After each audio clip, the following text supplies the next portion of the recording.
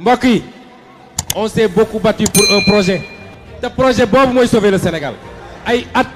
juróom-ñeenti at ñuy xeex joxuñu nit xaalis. ñuy safoo seen chaîne bi les Talibé Sonko TV wéyati leen ci xibaar ki nga xam se moo di Mame Mbaye Niang ginnaaw nag patriote yi di ko tooñee lii nii di Mame Mbaye Niang muy am mbaam la daal muy Mbaye Prodac moom daal ginnaaw daal bi nga xamante ne si ne nag defoon nañ ko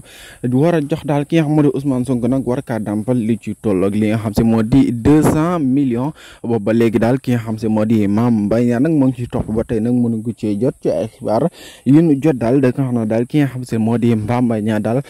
milliards yooyu nga xam si moom la doon yaakaar ci Ousmane Sonko daal ginnaaw daal xam nañ ne daal yaakaaroon Ousmane Sonko du ko jox dërëm da waxoon na ko du ko jox fukki dërëm sax du ko jox kon nag ki nga xamante ne si nag moo di Mame Mbaye Niang Ousmane Sonko investiture lañ koy def ci li nga xam moo di 15 ndax patriote yëpp ñoo ngi préparé anniversaire am bi ak le 15 bi